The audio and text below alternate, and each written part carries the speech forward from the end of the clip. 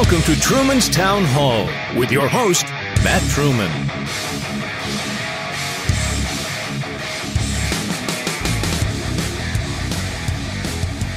Hello. This is Matt Truman. Thank you for downloading this episode. Thank you for sharing with a friend. Today is January 28th, and today on the podcast we have Nick Brusky.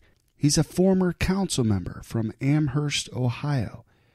He was also a Butler Township Trustee, and he worked in the Trump administration as a confidential assistant in the Foreign Agriculture Service. Today we have a wonderful conversation, and I'm glad you downloaded this episode to take a listen. So without further ado, ladies and gentlemen, Nick Brusky. Mr. Brusky, how are you tonight? I'm well, Matt. Yourself? Doing well. Why don't you introduce yourself to our listeners, and I appreciate you doing the podcast. Well, thank you very much. I'm a resident of Huber Heights, like many of the listeners, but Matt, your interests and mine have kind of intersected in ways because I've been involved in politics and government, and I think a lot of people have an interest because I used to work in the Trump administration and I live locally, so I think that might be of interest. But currently I work at the Montgomery County Board of Elections. I know a lot of people that we serve at the Board of Elections have different things to say about our process versus what maybe people in Georgia or other states have had.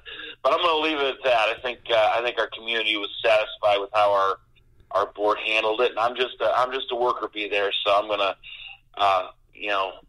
really not get into much of what I do on a daily basis. But I have served at the United States Department of Agriculture as a confidential assistant for Secretary Sonny Perdue, and I've worked in the rural development for the Rural Business Service and for the Foreign Agriculture Service during my time there. I worked on multiple political campaigns. We want to kind of go back. I've always had an interest in politics since I was young, since I was in high school, and tended to be a little more conservative than my fellow peers. Became a Republican. My parents owned a small business, so tended to believe more in line with the principles of the Republican Party. And so I ran for office for the first time when I was 18 years old. I grew up in a small town 30 miles west of Cleveland called Amhurst. I don't know if anyone's heard of it or if you have, but I've only heard of it through the what appeared to me as a hit piece through the Dayton Daily News, but that's yeah. And I got elected when I was 20 and served 7 years on City Council there. And in 2008, I ran for county commissioner. But Lorain County is a much more heavily Democratic county than Montgomery County, and I didn't fare well in that. And I honestly didn't expect to, unless there was a big Republican wave that year, which of course it was the opposite. But during that process, I met my wife. I met my wife, Alyssa, and she was from the area. She's lived her whole life in the Vandalia area. Nice. And when I got married to her, I decided that, hey, I like the Dayton area. And when we start a family, I'm going to move here. So after I lost that election, as I was planning my wedding, I looked for jobs further south of Ohio, the Cleveland area, and ended up working at the State House as a legislative aide. In the first couple years of our marriage, we were living in Dayton, and I was commuting to Columbus, working as an aide at the State House. So I interacted with a lot of the legislators, and then worked for multiple political campaigns. I've probably, through the course of my life, have run, not counting my own campaigns, about 20 different political campaigns, as a paid staffer, and I've helped out many, consulted many. And then in 2013, I was elected as a Butler Township Trustee. I was living in Butler Township, just outside the Vandalia area, where my wife's family had lived for years. And so at that point in my life, I was kind of burnout from statewide politics and from national politics. It was in the aftermath of the 2012 election. Also at the same time, I got close to a lot of the legislators I had worked with in Columbus, a lot of the Republican legislators.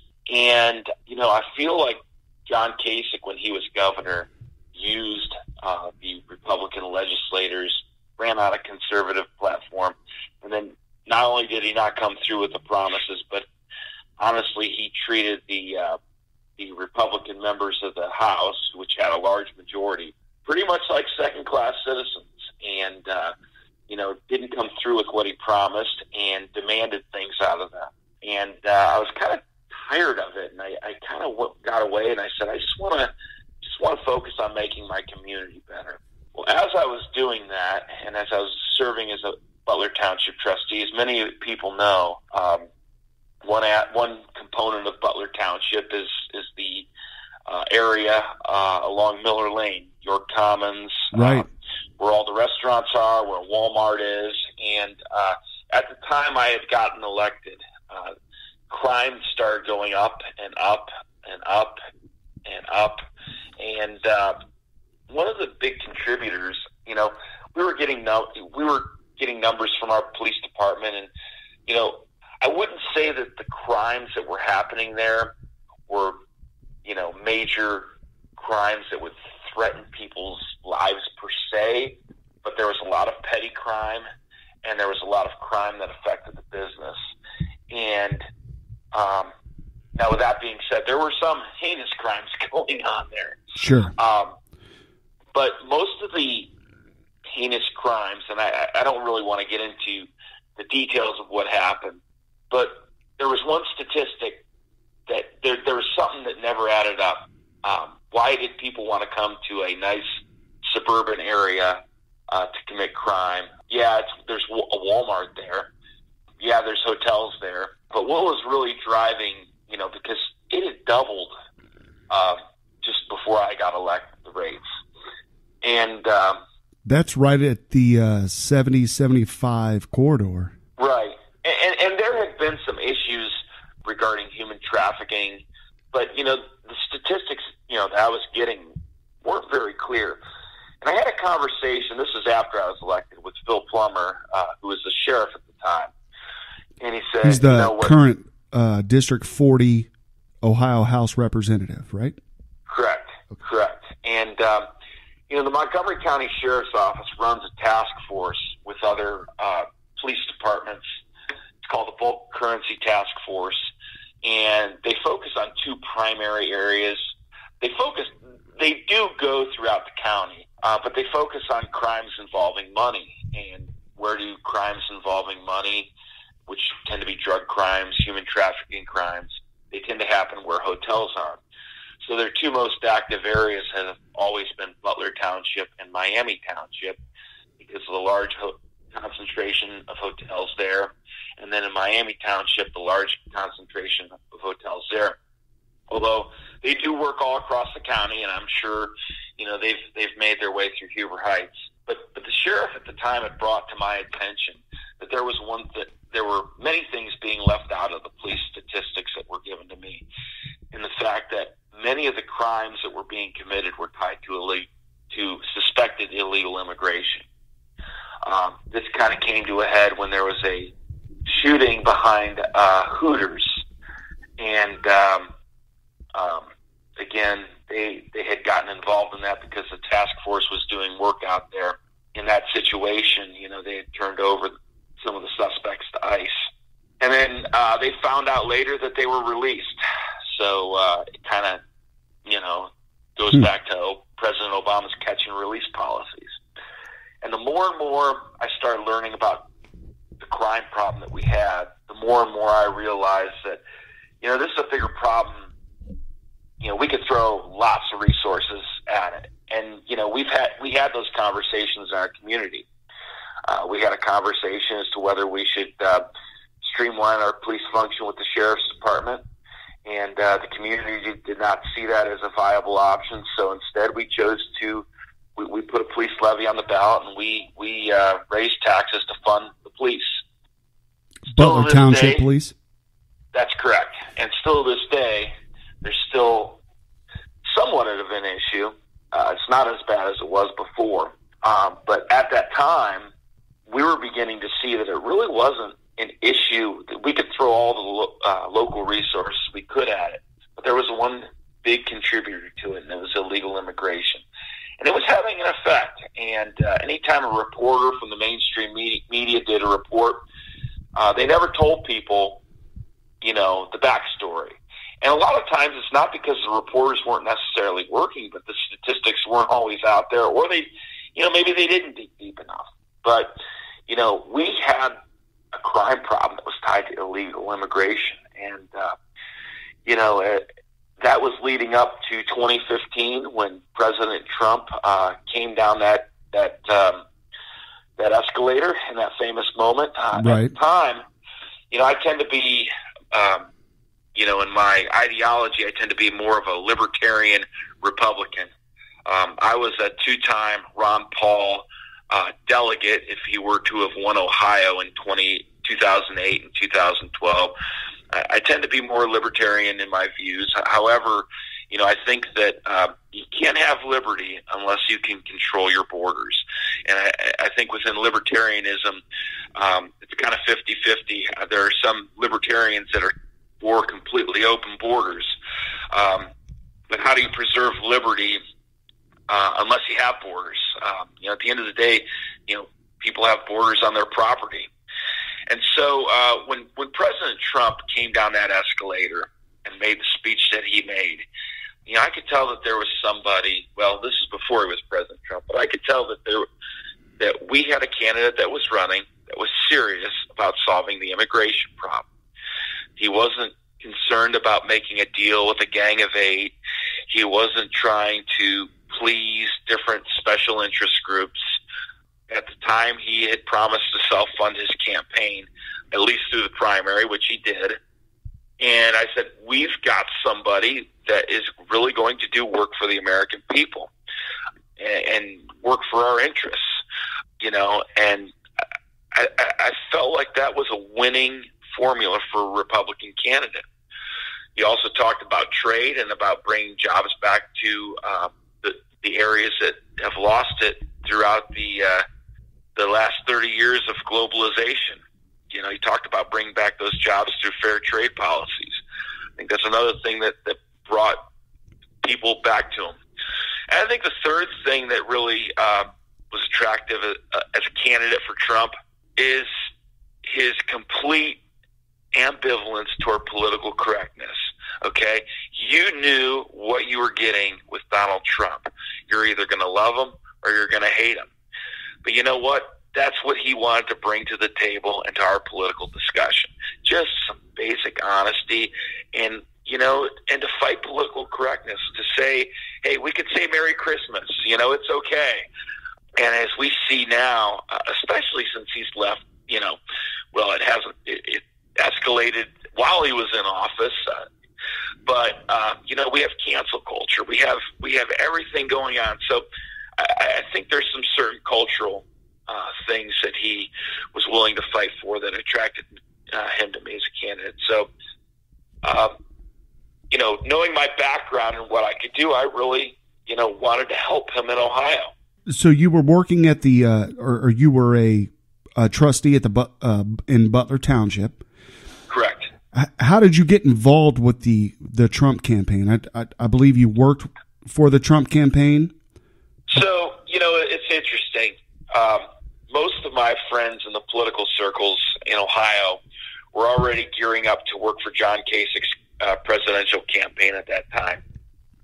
And, we were chatting back and forth. And, I had been, asked a couple times, hey, do you want to come and work for us? I'm like, no, I don't support John Kasich. I love you guys. You're great people. I don't support John Kasich. Why do you think folks, you said you love those guys, why do you think folks that maybe agree with you on a lot of issues would go work for John Kasich? Because he does have, we saw during the Democrat convention this year that, he does side with lack of a better word, liberals on a lot of issues. He considers himself a centrist. Why do you think Republicans would work for him? It's interesting that John Kasich has kind of positioned himself as a centrist. You have to remember that this is the governor that introduced, when he first took office as governor, he introduced Senate Bill 5 and, to change the way collective bargaining works for public sector unions. That's a huge thing. That upset a lot of people, and that's certainly not a liberal thing. In 2010, when he ran on the coattails of the Tea Party and, spoke a conservative message for a lot of people. Right. All the legislators unanimously got behind him. For my friends that were working for him, most of it really didn't necessarily have to do with principle. I'll be honest, a lot of people get into politics and they see it as a career and they like it, but, sometimes after a short amount of time, they kind of give up on the principles and they want to do what's best to kind of get them their next gig. I'm not saying they're bad people. I'm just saying, survival people, right? And these same people that when they were talking to me and I said, no, I like Trump, they said, you're crazy, or don't tell anyone you like Trump, or I'd worked for the Ohio Republican Party for 2 years during the Romney presidential campaign cycle during that course. And my old boss from that time, texted me. He said, if you go to work for Trump, you'll never work in Ohio politics again. I just laughed because they didn't see. I don't think any of these people saw what was coming. I don't think any of these people saw that there was a certain group of people that never turned out for elections, that were tired of the way things were, and they just completely missed it. We have in politics this thing called micro-targeting, where, you try to find, people's partisan leanings and you target to them and you kind of rate how, all of your listeners get political junk mail. What most of your listeners don't know is that not every single voter gets that junk mail. You receive that political junk mail because it's been targeted to you. You're on a list. You've been identified. It might be just because you're a Republican or because you're a Democrat, but sometimes they go to lengths of, buying lists of people who subscribe to certain magazines. With the advent of social media, they can buy data from the social media companies to see what your likes are on Facebook and what your interests are. I saw this big groundswell of people in America. I feel like between the election of Barack Obama and the startup of the Tea Party, and just in 2015, there was a real, if you look at the results of the election at that time, it had kind of gone back and forth. Obama was elected in 2008, but then the Tea Party revolution happens in 2010. But Obama gets reelected in 2012, and then in 2014, the Republicans take the House and the Senate. Something isn't going on. Something isn't right there. And I think a lot of people were reading the tea leaves wrong and saying, oh, it's a red wave. Oh, it's a blue wave. And I think people still do that now. Sure. I think there's a current that's a lot deeper, and I think that people are just tired of incumbents, number one. And number two, there's issues that have been lingering on for many years that people just don't want to deal with. A ton of issues, yeah. You're right. And when it came to immigration and trade, Trump was going to deal with it. And if you look at the past, he hasn't been perfect, but I don't know a president in my lifetime that has done as much of what he said he's going to do, as him. And what he couldn't get done, it's mostly because he's been, hampered by impeachments, investigations. But when it comes to doing what he says he's going to do, I don't know a single president in my lifetime that has come through as much. He hasn't been perfect, and I'd probably say, he probably accomplished 2/3 of what he set out to do, but that's better than most of our politicians running for any office. this may be jumping ahead a little bit, but Right. throughout Trump's campaign and when he was elected, he was very forceful. He was out there in your face. Okay. Yeah. Unlike any politician before, he came in not as a politician but as a business person. But then at the end, he left very meek and mild, not saying anything.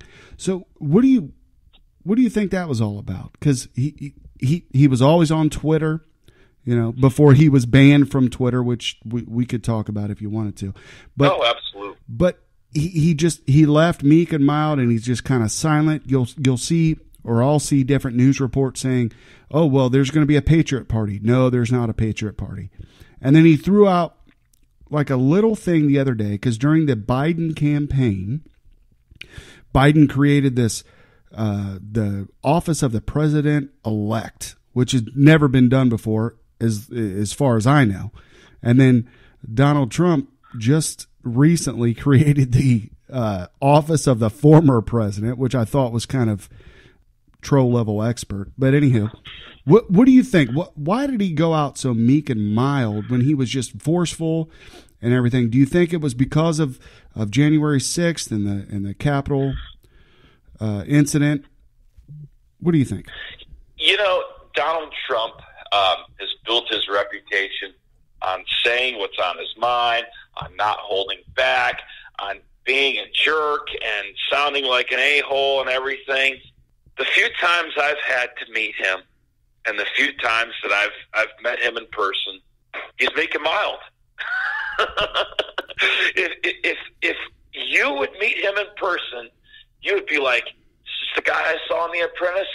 Is this the guy that's sending out all these tweets? I'm not saying he's not on his game or anything like that. He's certainly sharp, and he certainly knows how to negotiate.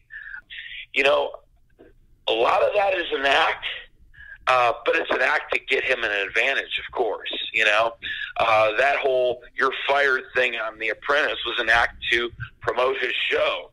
And, Donald Trump kind of had a reputation before The Apprentice in the media of, saying what's on his mind. But if you think about it, before The Apprentice, he wasn't televised all the time, right? We only got this impression of being a loudmouth kind of jerk from like The Apprentice, Sure. Yeah. When you go back and you look at, because I've watched different YouTube videos of Donald Trump, and you watch him with Barbara Walters or different folks like that. He's very soft spoken, or Oprah.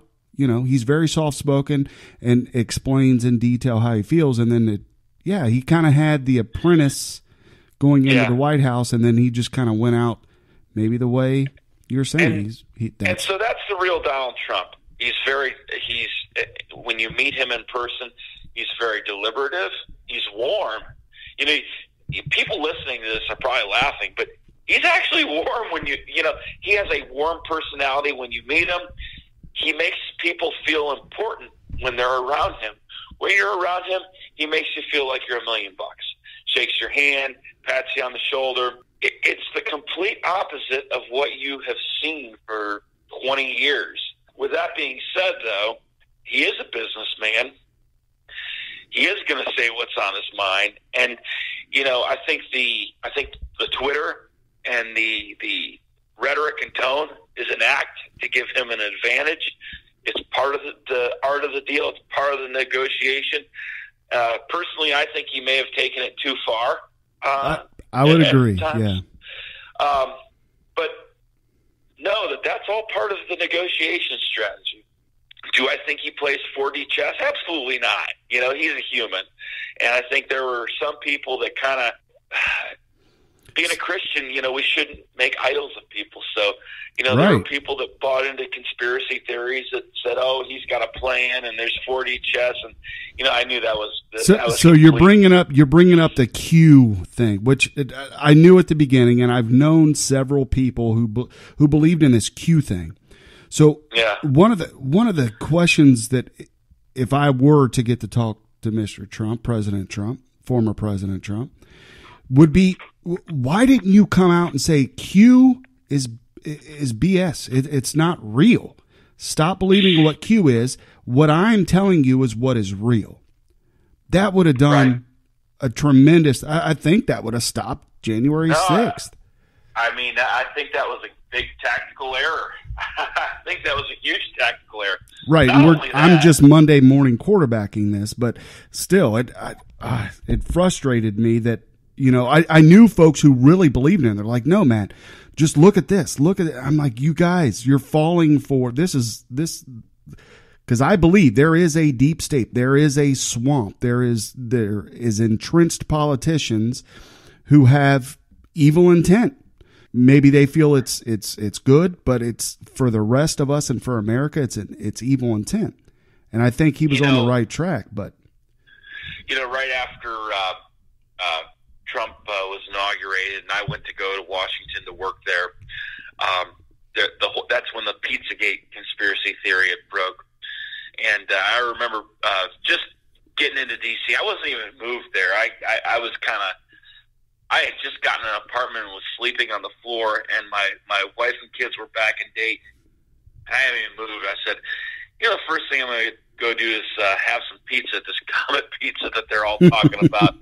There's supposedly a dungeon, tunnels, and, it's just kind of laughable. I mean, it actually have great pizza, So I know a big part of that conspiracy was derived from the artwork on the walls. Was there artwork on the walls that was depicting kids in a bad situation, or?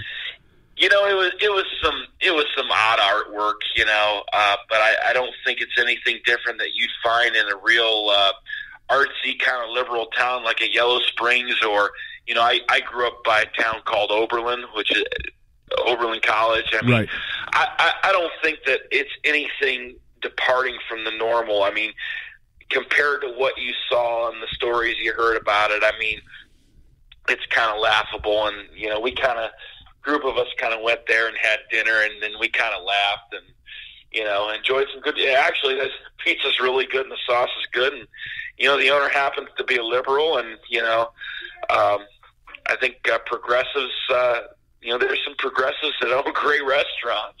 Yeah, there was a guy who, I guess he was listening to Alex Jones or whoever, and then at least that's what Frontline says, and it's hard to believe Frontline sometimes, but they're very provocative documentaries that I watch.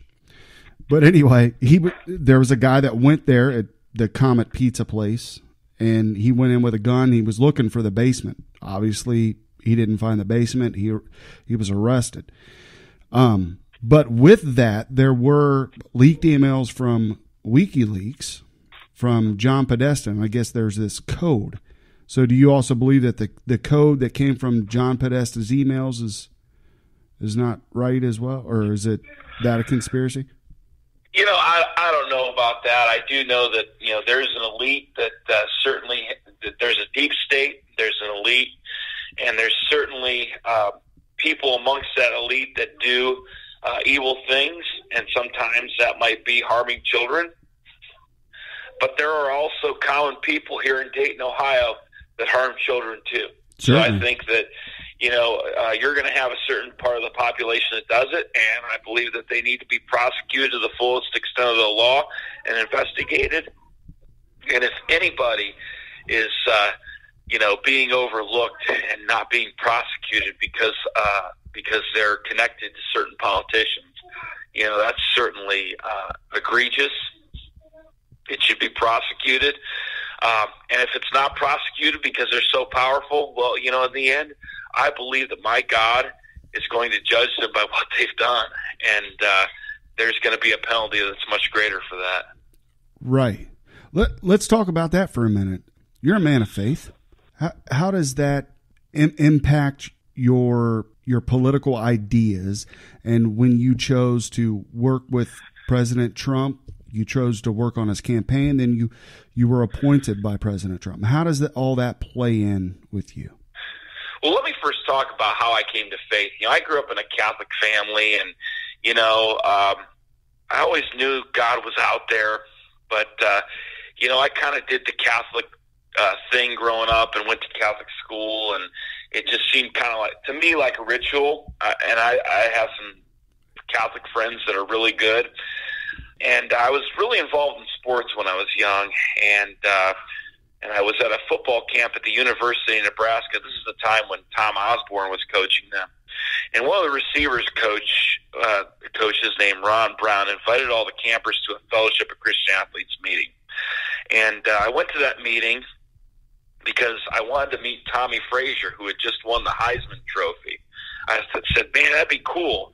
And what I heard was some of the players from the Cornhuskers giving their testimonies, and the coach saying, hey, it's not about what you do and all these great things that you do, but it's about what you believe. And he read John 3:16, for whosoever shall believe it's in him will not perish but have eternal life. I'm like, that's awesome. That's like speaking to me, you know?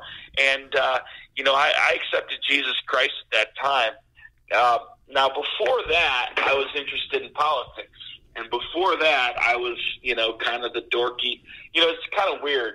Not too many kids that, I was a big-time jock involved in sports, but I was also really interested in politics and, did debate and, student government and, all those dorky things, too. So I kind of had that going on at the same time. But how did that inform my politics? Well, I believe in, I believe that I'm against abortion. I believe that abortion is murder. It's pretty clear. How did it affect working for Trump? Well, there are some things. I knew that Donald Trump is a man of action. And I know in the past he had kind of floundered in his support for issues that people of faith believe in. However, he had said that he is going to support the pro-life cause. And I know Donald Trump's history, and he's a man who does what he says he's going to do. And so he had said that, hey, he's going to support the pro-life cause. And, I know him as a man of action. Whereas some of these politicians, have really made great statements about the pro-life cause, but haven't really done anything. Abortion's still legal almost everywhere. And there have been restrictions, but and that's a single issue. When it comes to other issues regarding people of faith, I feel like Trump is a man of action. Number one.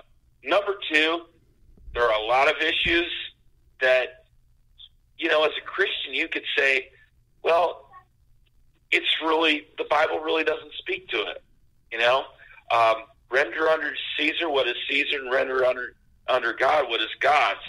And, if the Bible's silent on an area, I think a Christian has the freedom to kind of do what's right and what's just. And as long as the policy is just and, has due process and is not harmful to people, then I think Christians can have a lot of room on policy. And so, there's also been a quote that has been attributed to Martin Luther. I don't know how true that it is. I'm sure someone in your audience will fact check me on it. But he had stated that I would rather have a competent Turk, and at that time it is a Muslim. I would rather have a competent Turk running the affairs of my kingdom than an incompetent Christian. And I feel like Donald Trump is competent. He has a record of doing what he says he's going to do. His success in business has benefited him personally well. Now, some might make the argument, well, he made bankruptcies. At the end of the day, there's many businesses, corporations that file bankruptcies as a strategic focus of their business. So there are a lot of uninformed people that will say, oh, but he filed bankruptcy. Well, look at your major Fortune 500 companies and, how many of them probably filed bankruptcies? Right. They utilize what laws are on the books to benefit themselves. I mean, that's all businesses do this. And we do as private citizens. If you don't own a business, you take the tax credit if you have kids and different things like that. So I get that. One of my major struggles is when you mentioned render unto Caesar what is Caesar's, but it's also love thy enemy, right? Right. But at the same time, we have personal convictions. We know how we want politicians to act. We know what we want politicians to do. So if we're rendering to Caesar, at the same time we're trying to love our neighbor, and at the same time we have our personal conviction where we believe that abortion is wrong, because I'm with you on the abortion issue. I believe abortion is wrong. I'm completely against killing, essentially. I don't know if I'm a pacifist, but because I would defend myself or my family if I had to, or my soldiers if I was back when I was in the military. So what do you think? I guess my question is this. There's a lot of things when you read the Bible, and for me, anywho, it's hard to look at the Bible and then look how politics goes and not get in the muck with the politicians and not go there. So that's essentially how I'm trying to bring it up is, how do you follow Christ and at the same time not win a political point, but not get in the muck with the dirty politicians? That's a great question, and I think the number one thing that's important in that, to answer your question, is for a Christian to have perspective, to know that we live in a fallen world, and to know that we live in a sinful world, and to know that even a Christian who is born again is going to stumble, because they're not going to be perfect until Christ returns or they're called home. And so I go in with the confidence knowing that, you know what, I'm going to mess up, I'm going to make mistakes, and guess what? I might have some bad judgment, but Jesus is coming soon, right? Sure. Or he'll call me home. And on that day, his blood was enough for that. His blood was enough for that. And that's the great thing about, that's why I love Jesus Christ. That's why I'm a Christian, is because, you know what? We don't measure up. But God has promised from the beginning of time, from the time that Eve bit into the apple, and Adam and Eve bit into the apple and disobeyed the will of God. He could have just said, hey, God could have just said, hey, we're not going to have the human race. We're not going to have it. When the flood came, when the great flood came, he could have not preserved humanity in the ark through Noah. He could have not, but our God is a gracious God. He's a loving God, and we're going to try our best to be obedient in the areas that he's given us. For Americans, we have a great privilege. We all have a share in the say of our government. We have a constitutional republic. We have no king in our system of government. That's so important that you said constitutional republic. Right. One of my most pet peeves, the biggest pet peeve I have is when I hear politicians, and it happens on both sides, and it just drives a nail in my heart, is when they call America, the United States, a democracy. We're not a democracy. We are a constitutional republic. And it's so frustrating when I hear, well, we're doing this for our democracy, and this is what democracy looks like. And democracy, we're not a democracy. We're not Sweden. No. We're not Norway. We're the United States of America. And, it's funny. I get that talk a lot from a lot of my coworkers of both parties. That democracy word is thrown around where I work at the Board of Elections, and I'm always the person that says, we live in a democracy, we live in a constitutional republic. And, I get the sighs and the weird looks, and I will say again, that is not from one party. That is from both. I'm right. Maybe Corey Zimmerman might be the only other person besides me that says that, but our republic was founded on the principles that when our republic was founded, there were nothing but kingdoms. Okay, and George III was not only was he not working out too well, he was abusing his power during the British. During that time, England had parliaments, so they had a voice for the people through Parliament. That didn't work out too well because George took the power away from them. He had ultimate control. Right. And, at the end of the day, our founding fathers said, we don't want a king. And many of our founding fathers were Christians. If you read their writing, they were born-again Christians. And also, a lot of times, especially if you go to public school, they'll talk, Thomas Jefferson was a deist, Benjamin Franklin, it kind of was, whatever. But even those that did not express Orthodox Christian beliefs had a Christian outlook on their life. Certainly. And a Christian worldview. The most radical of our founding fathers still had a Christian worldview and still saw the Bible through that lens. And I've heard the theory floated before, but I believe at the time that our Constitutional Convention was taking place and when our country was being founded, I believe that they wanted no king but Jesus. And so we're going to create a system that has checks and balances, that has three branches of government, so that the people have some representation that they vote for. They have some representation that can do justice through the court system. They have an executive that can just manage the day-to-day runnings of government. And also, it's a union of states, okay?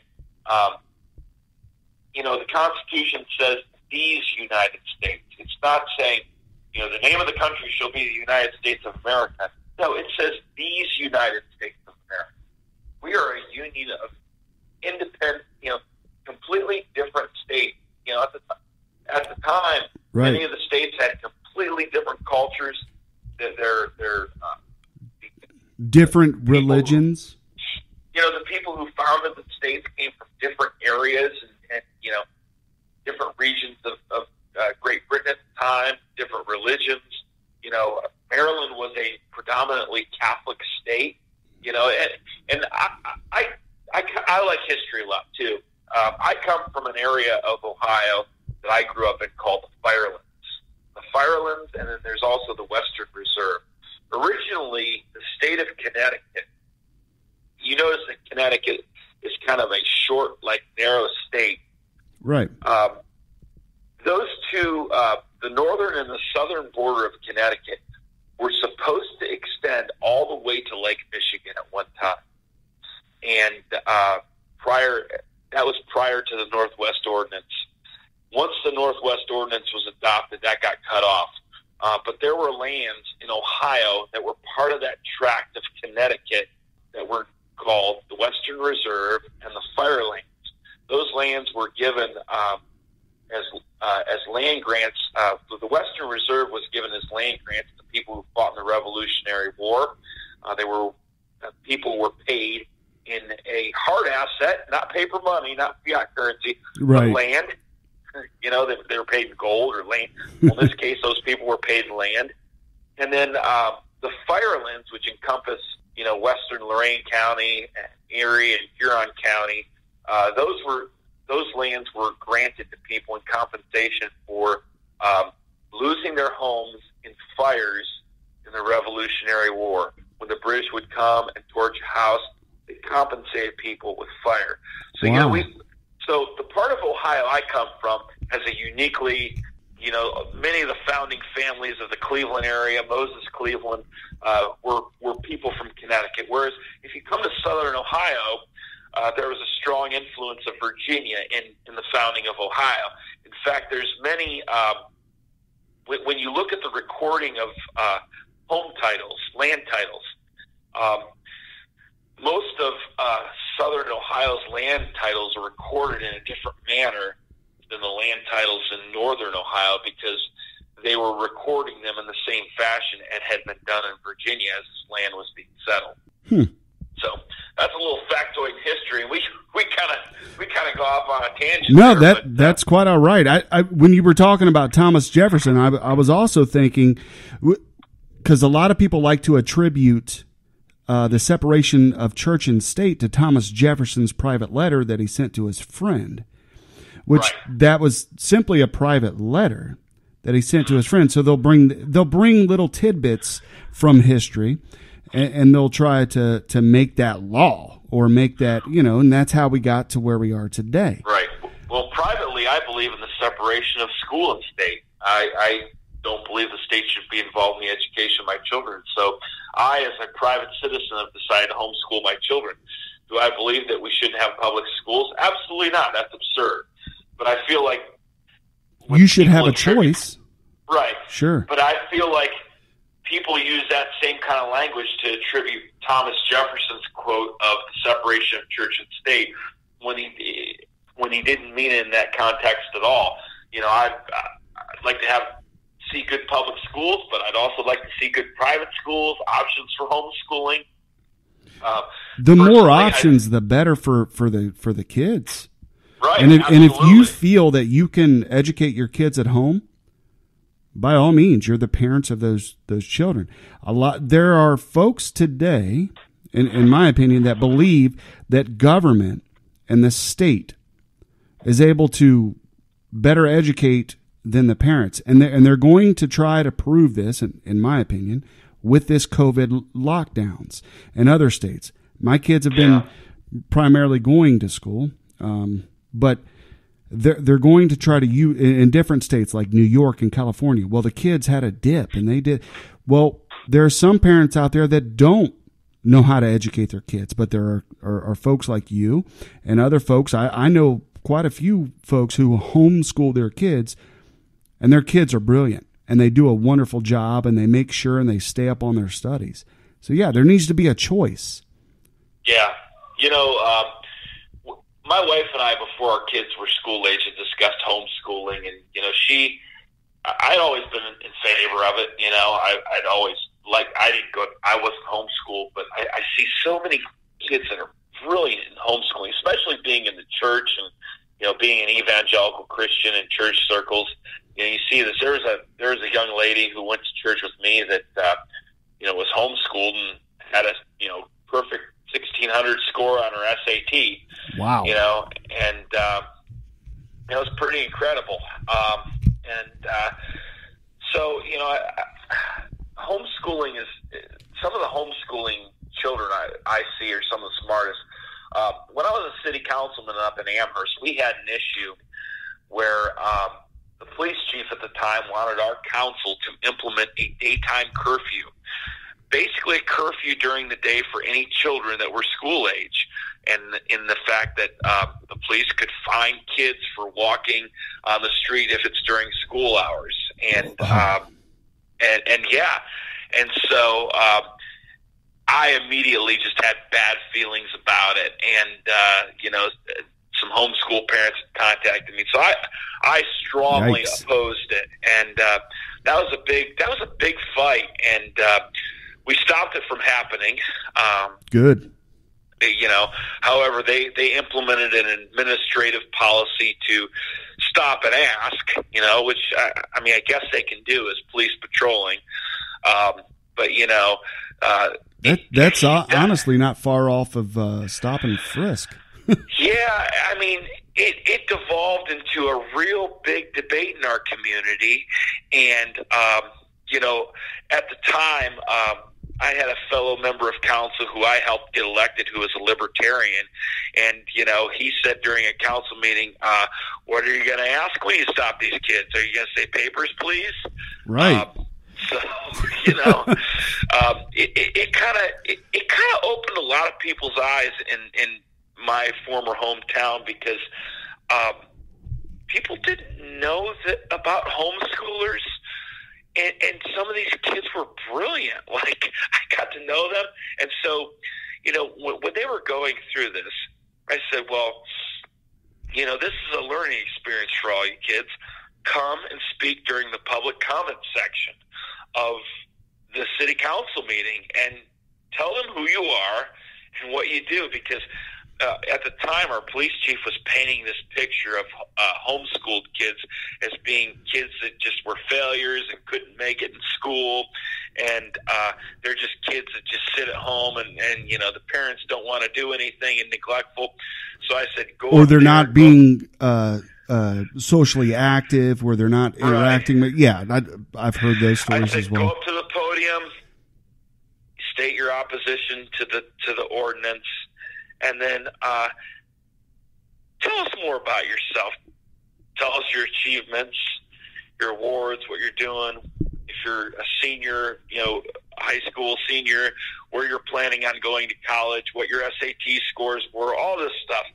And I think I had about 10 to 12 people that came up and spoke, and that's what killed that ordinance. That did it. Good deal. But my wife and I kind of made the decision. We'd always liked homeschooling, but we put our kids in the public school, and my oldest, Jack, has autism, and so we kind of thought, I don't know if we're equipped to handle a child with autism. So, we put them actually public preschool even. And when we moved to D.C., we utilized the public schools. We lived in Falls Church, Virginia, when I was working out there. So, and then we came back here, and then COVID hit. And as you know, I live up in the Carriage Trails area, so I'm in the Bethel School District. And Bethel schools are great. COVID hit, and we were forced with online learning last year. Right. And I call it online non-learning, because I feel like nothing was learned. And, we had the parent-teacher conferences at the end of the year, and I asked one of my son's teachers, do you think they learned anything? He said, no. No. I said, do you think any of the students learned anything? I said, no. And, and then, at the beginning of summer, people I know that were are teachers, a lot of teachers, they're frustrated too. A lot of public school teachers are frustrated. They didn't sign up to be an online school teacher. At least locally. At least locally, I feel that way too. We're out here in the Beaver Creek area, so when you're locally, Greene County, Montgomery County, for the most part, they don't want to be doing online school. They want to be in the classroom. I've heard other stories where there are actually teacher unions that are refusing to go back to school. But I'm glad the teachers here locally want to get the kids in school for the most part. But so over the summer, we just have so much exposure to homeschoolers, homeschooling, and at my church they used to have a homeschooling co-op. They kind of disbanded, but we decided that we were going to homeschool the old-fashioned way, and that we were going to, choose our curriculum and, and for the parents that are listening, and wondering what's the difference between just traditional homeschooling and online learning, is that the parent directs the learning of the student instead of the district or a school. There's a lot before the COVID-19. There were a lot of people that did online schools, K12.com. We had ECOT for many years in Ohio until they got caught with some of the, different things that were going on, in that kind of political context. There's Ohio Connections Academies. That's not traditional homeschooling. That's distance learning. Big difference.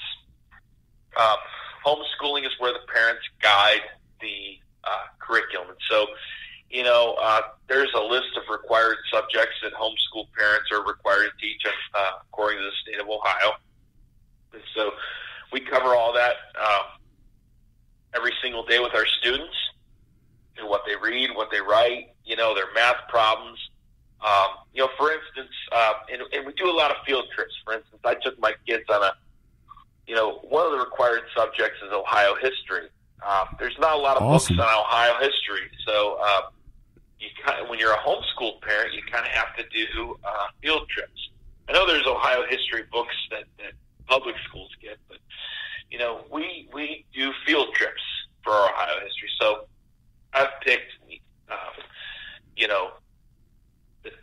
7 cities in Ohio that we're going to go to this year. And we go down and we study their history. And we just did one in Cincinnati where we went down to Cincinnati. We went to the museum center and the old train station there, and we learned That's about awesome. different historical facts. And then I also, because that's history, I also had them write about it. That's writing. I made word problems about different things that they learned about at the museum. So that's their math. Their spelling words from the week. Their spelling words for the week were over the Rhine, or I don't know, some other Cincinnati things. Right. Yeah, that's a great place. Our kids have been down. We go all over the place. We spent 3 years in Texas, and we hit all the corners of Texas and went on a big road trip to New Mexico. Well, we were supposed to end up in a bunch of different places, but we got caught up in a snowstorm that stuck us on a mountain. But yeah, that's what you do. I mean, that's awesome. I love teaching my kids about Ohio history. Tecumseh. Yeah. His motto was "Bow to none." That was actually our motto when I was a member of the Ohio National Guard. But yeah, that. Yeah. So, how often do the kids do class? Is it obviously it's not a public school structured class, so you can do it whenever and. Yeah, we do it whenever. I mean, I set up my dining room as a classroom. I've got a chalkboard and an American flag and a calendar and all that stuff that you would see in a classroom. But we do it at different times of the day, but we seek to do it. And, there's a time where we turn off our electronics and, it's very individualized. You get a lot more one-on-one attention. And, lately they kind of take a part in the decisions of what they're going to learn. They'll have an interest in something, in a certain component of history or a certain aspect of science, and we go with that. We kind of lean into that, and they learn, and they're learning at grade level. And we were kind of nervous about this. Sure. Are they learning? Are they at the same standards? And what homeschooler in Ohio, what homeschoolers are required to do is. Prior to starting the next school year, they need to get what's called an assessment. We keep a portfolio of all their work, and then a licensed teacher is required to inspect that portfolio and see if they've made progress throughout the year and that they can advance to the next grade level. So we're doing that. A parent also has the option to do a standardized test. I don't think a standardized test is as great of an option and as great of a demonstrator of what they're learning as actually seeing their work and kind of going through their story of how they learned. I think a lot of public school teachers would agree with you on that. Yeah, but it's always been in the back of our minds. There's always been a seed of doubt. Are they learning? Well, over the holidays, we got together with family and some cousins, and they go to a really strict Catholic school that really focuses on academics. And my youngest son has a cousin that's about in his same grade and age, and his reading is just way beyond hers. His reading level is just way beyond hers. I'm like, my wife and I looked at each other and like, yeah, we didn't make a mistake. We did not make a mistake. And what really breaks my heart, and I see some of it on some of the threads on Huber Heights, whether it's yours or the other one of the Huber Heights local schools, and them requiring them to be logged on and cameras on, for school hours. And our family that goes to a Catholic school, they have to be logged on at 7 a.m. with their camera on. I mean, wow. People have to ask the question, does that really help them learn?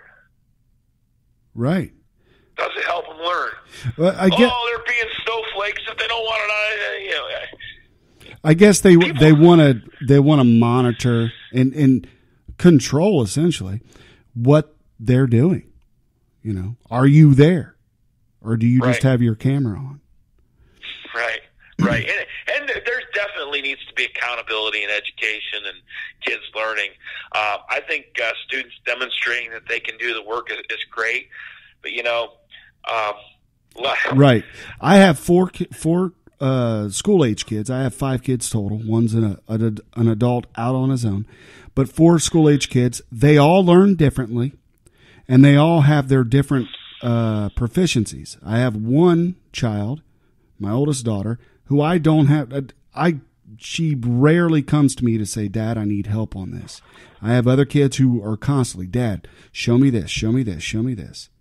So I think if the schools really they're putting broad determinations or putting broad rules on all these kids, when there are some kids who could wake up at noon and still have their work done by 2:00. Yeah, it's wild.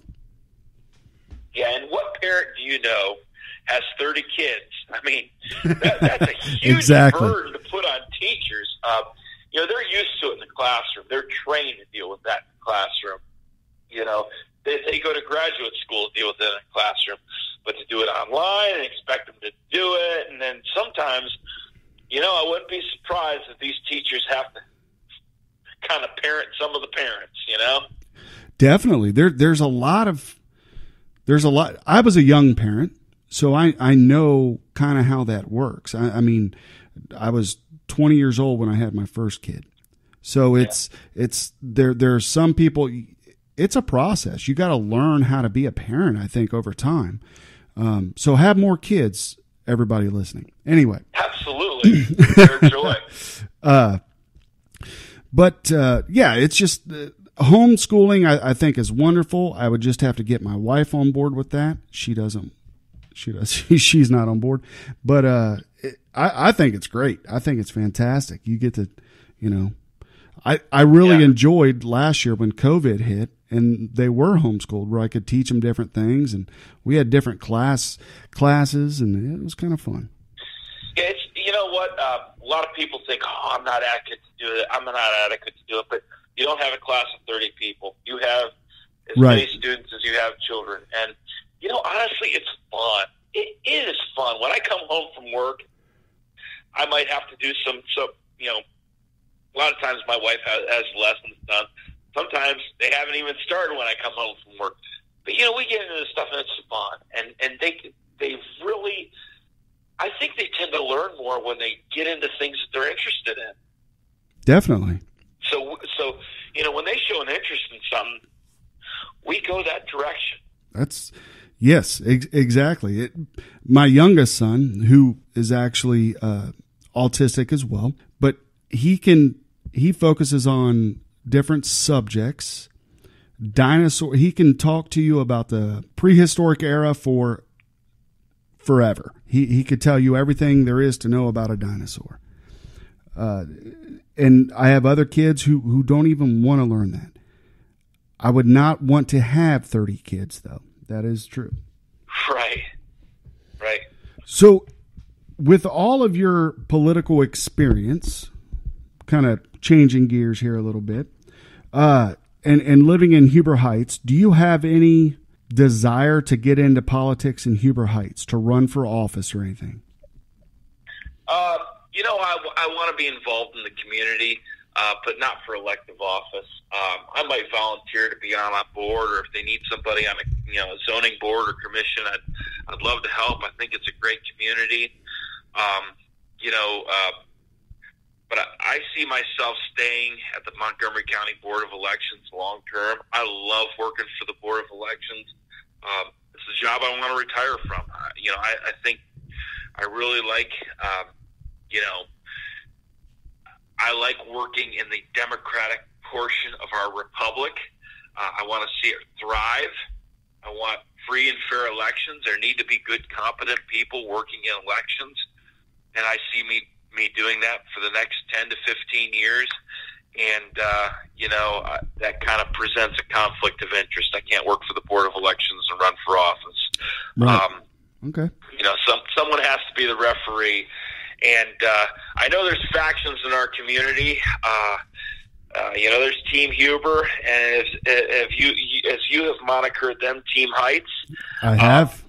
As a conservative, I kind of see both factions of Huber Heights in a conservative manner. I think you can kind of say they're both conservative.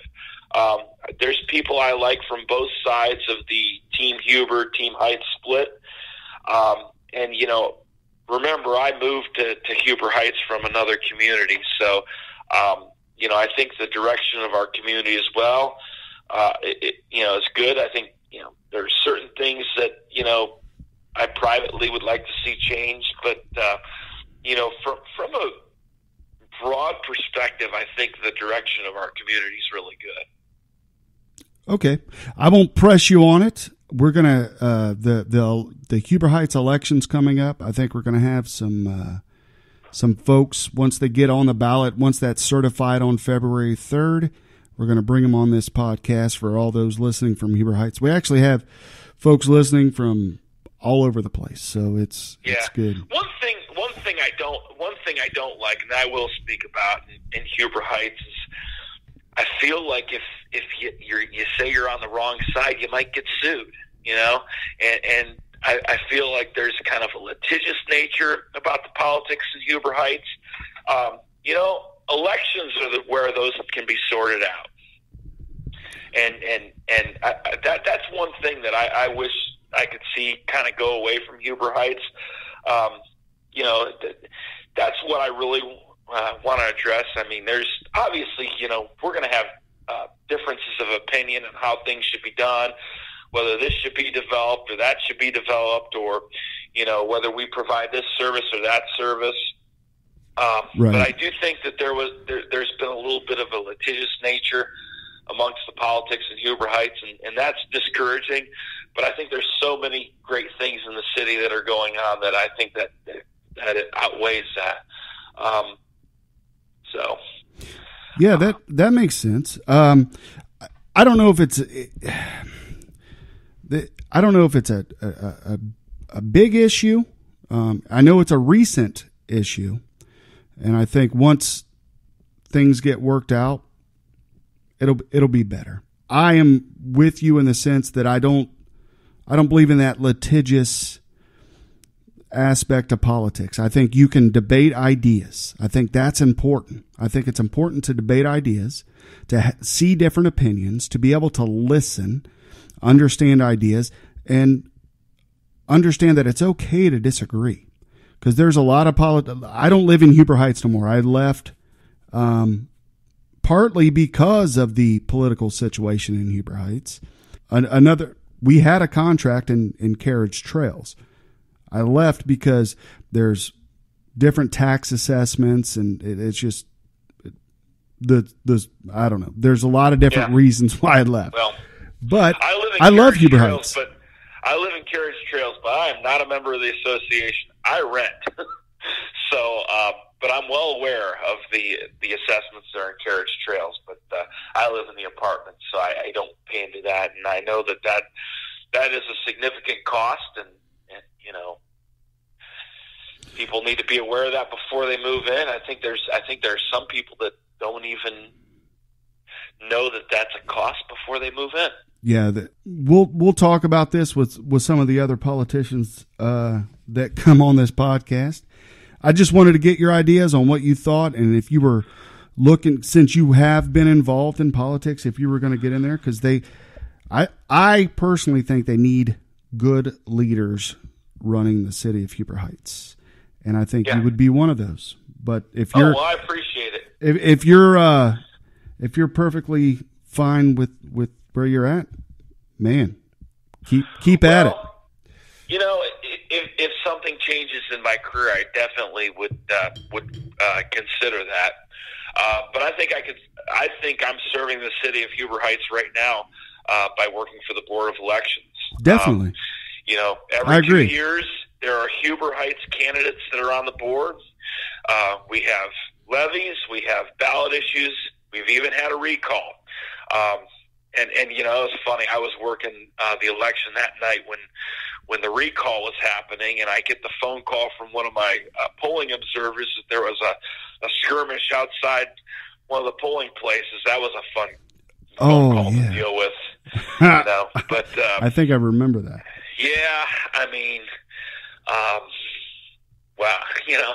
But the funny thing is that, well, you know, so at the Board of Elections, for those that don't know, half of the people that work at the Board of Elections are Republicans, and half of the people that work there are Democrats. We're required by law to have.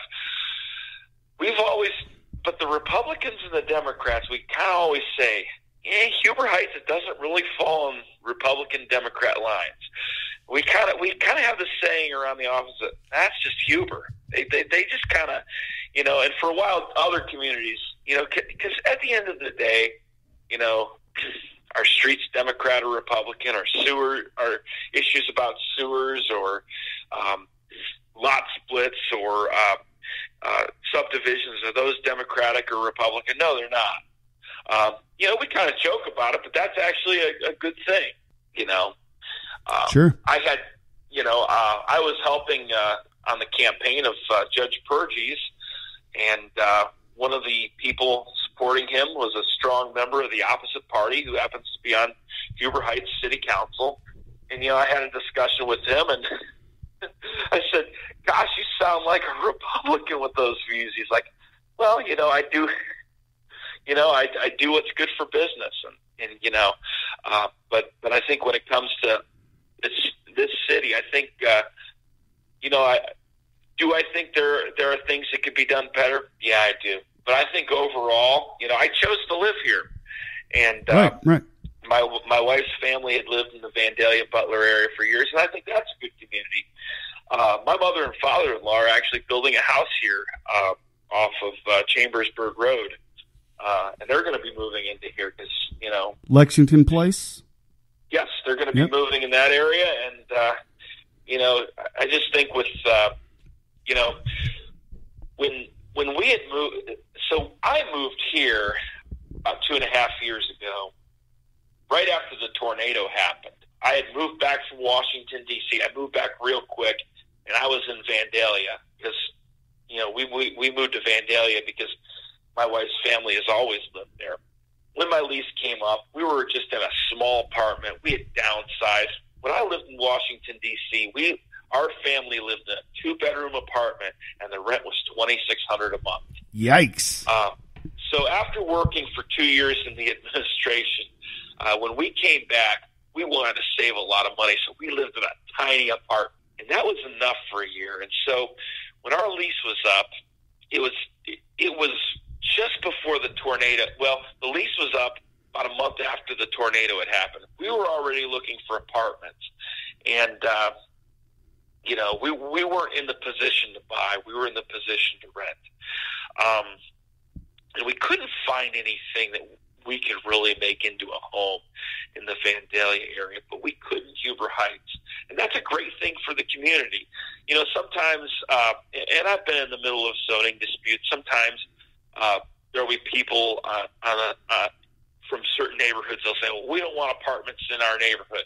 Well, not all apartments bring riffraff. You know, there are some apartments that bring good families in, and I feel like, you know, the Huber Heights policy when it comes to housing is really good. And when you look at it, obviously as a renter, I don't pay property taxes, but I know that property taxes have an effect on my rent.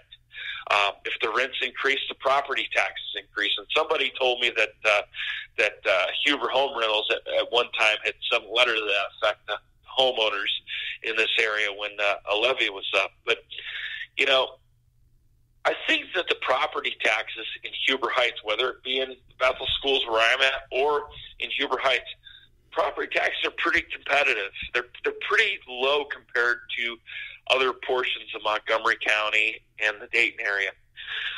Additionally, you know, the city income taxes, it's not the lowest, but it's not the highest. But, you start comparing it to moving south of town, and we're looking to buy, my family, we're looking to buy a house. And, we've looked in Huber, we've really made the decision that we're probably going to stay in Huber Heights long term when we purchase. But it's crazy. Like, there's a old home for sale in Oakwood that just was a great deal. And, Oakwood, you think, oh, great community. We got all this stuff. Everything's walkable.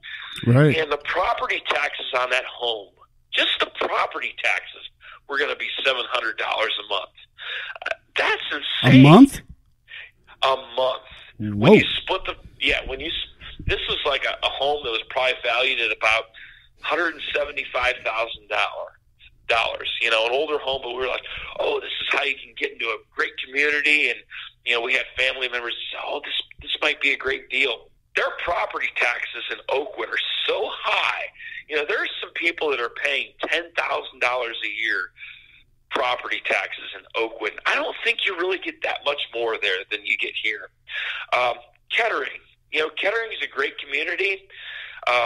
They don't have the lowest property taxes, but they're certainly higher than ours. I feel like we have all the amenities there except the skating rink. Kettering skating rink? Yeah, Huber Heights has pretty much as many amenities as Kettering does. Yeah, it's working up to it, for sure. What do you think about the music center? Are you familiar with how that got built and everything? I don't know all the details, but I know that building public facilities cost money, and I know that there's debt that is incurred with it. I think it's nice that we have a music center that's here, but I'm sure there's some kind of cost to it as well. I don't know what the long-term cost is. I really haven't delved into the details, and I know there's debate about that amongst residents of the city. Sure. Yeah, certainly it's a nice feature, but I know those things. Working in municipal government, I know those things don't come free. I haven't heard any free lunch. I haven't heard any updates as to how COVID affected the music center, because I know there's a big price tag on that puppy. I didn't know if you followed that or not. I won't get into that. I was just interested in your opinion. I've kind of resigned. You have to think too. There's a certain group that follows every single thing that's going on. I used to. But a large majority of the people in the city probably might know what's going on in the city. Maybe if it's on the Dayton Daily News, or maybe if it makes Channel 7 at 11 o'clock, and that's about it. And so, there's a lot of people that go to work, do their thing, participate in activities. They may not participate in the chatter on the online discussion boards, that really don't know the day-to-day details of these issues.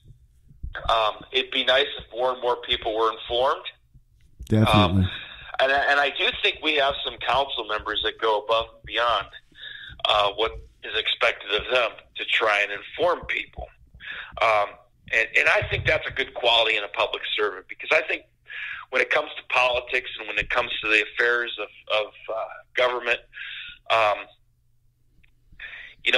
there's so much information out there, and people have been focused on this national election, and there's cable news 24/7, that some of these details about what's going on in our city get overlooked. And sometimes that group, I had a political consultant one time. This is 10 years ago, but nothing has really changed. When it comes to stuff that, if it's not on the front page of the paper 3 times in a week, or if it's not on the top story in the 11 o'clock news, then is it really getting to people? And he had a term. He said, just because the courthouse crowd thinks it's the top on people's mind doesn't mean it's on. So he kind of calls up the courthouse crowd. We kind of have our city hall crowd. There's a lot of talk that's in the city hall crowd. I think more and more people need to know what's going on in city hall.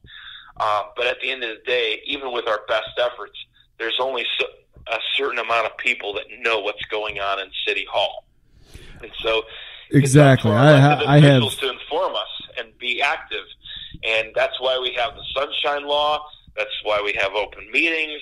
That's why we elect politicians that are transparent. And I think that if there's anything to take away, and again, I'm not going to endorse or oppose any candidates on this thing, but I think that the average listener should do their homework. And I think the number one issue is, hey, are you electing people that are going to be open and transparent? Big issue. And I'll get into that with other folks as they come on the podcast. I won't put you in that tough spot. But yeah, I'm not going to spend this entire or a lot of podcasts on Huber Heights politics. I did that before, and you're right. Folks just don't want to get involved. They're too busy, or they just don't want to have time for it, or they just don't care. So, I mean, there's a lot of different aspects why they don't get involved, but it is a very small amount of folks who really want to know what's happening local.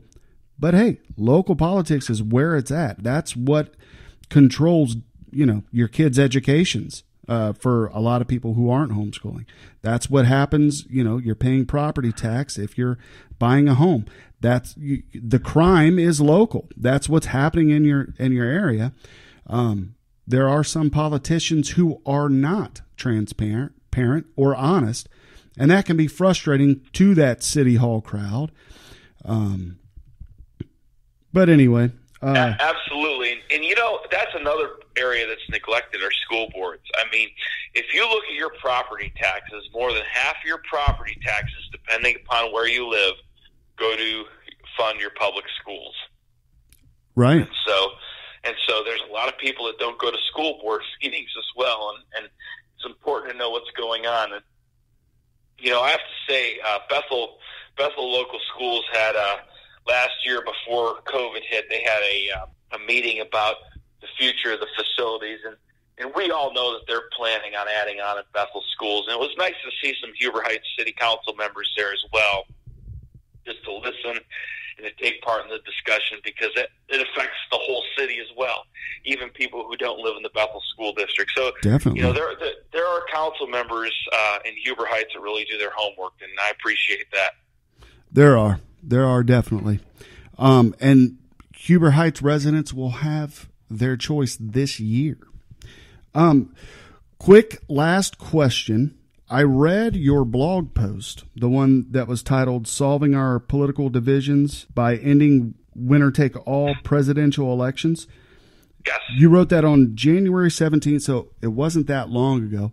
You want to describe that to some of the listeners? Yeah, so, there's been a lot of tension. There's been a lot of pressure that's built up. And, I despise what happened on January 6th. There's no excuse for any violence of any kind. I'm with you.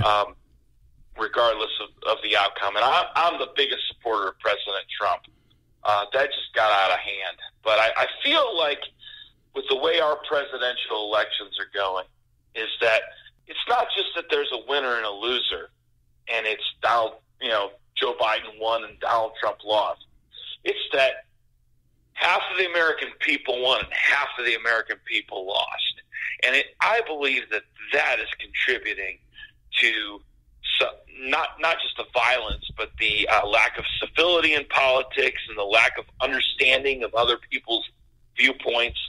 And I think that there's a solution that actually our founding fathers originally had when the Constitution was drafted, and the fact that, when the Constitution was originally implemented, the winner of the Electoral College became president, and the second place finisher became vice president.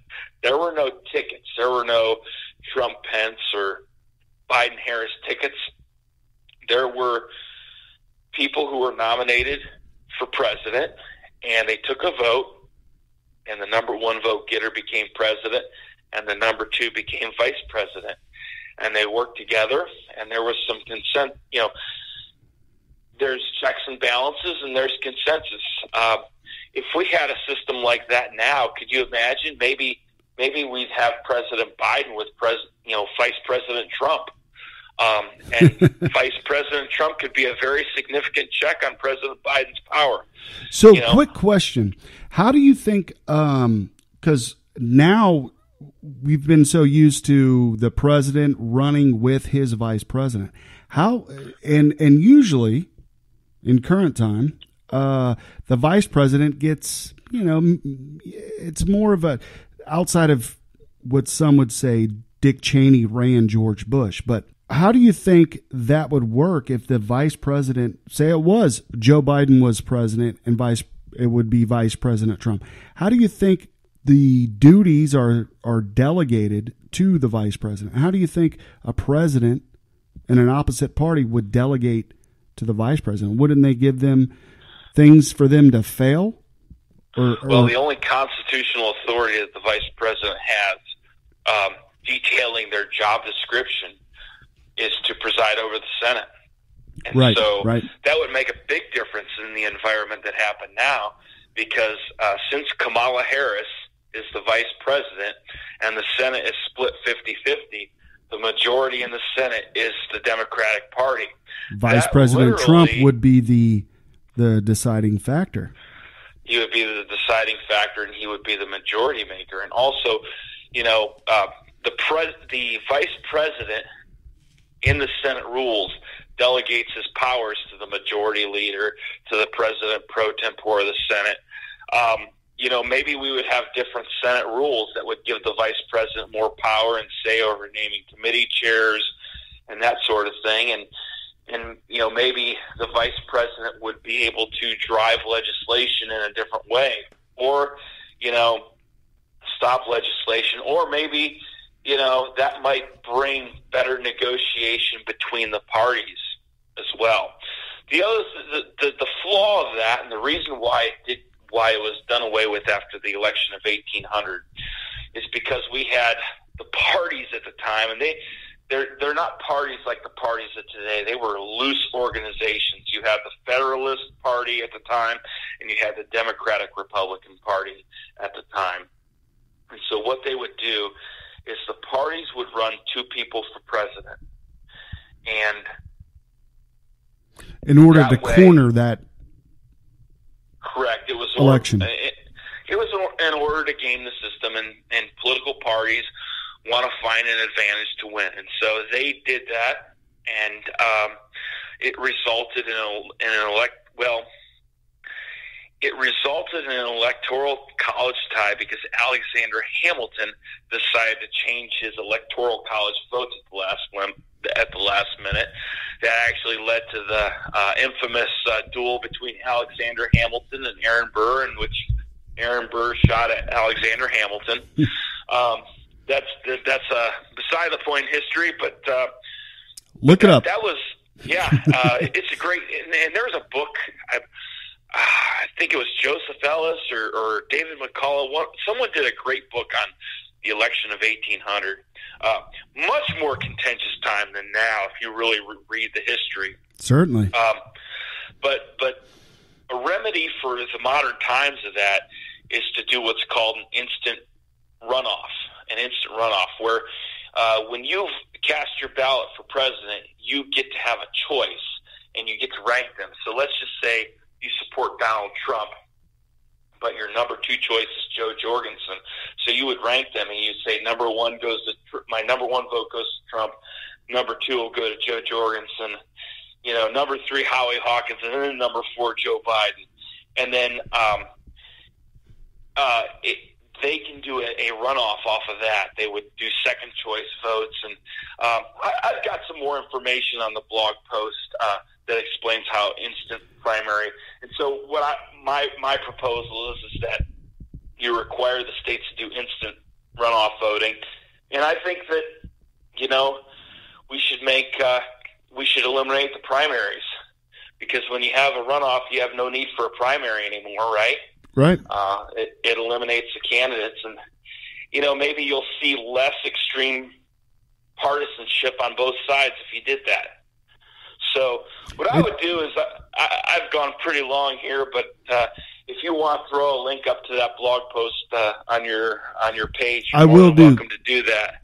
Yep. For those listening, I'll put a link in the details or the description where you can when you listen to the podcast. You know, I really appreciate you coming on the podcast tonight. I hope we can do this again. Is there anything else you want to tell the folks at home? No, thank you for having me on the podcast. You know, it might be great to do if you want to do something leading up to the election, or, you know, maybe in the aftermath of the primary elections, if you want to pick my, you know, election official brain on certain things, you're more than welcome to. But yeah, let's do it again for sure. That'd be fantastic. I'll get with you and we'll talk about it. Awesome. Absolutely. Well, great to be on there, and thank you for listening, everybody. Thank you. Ladies and gentlemen, Nick Brusky.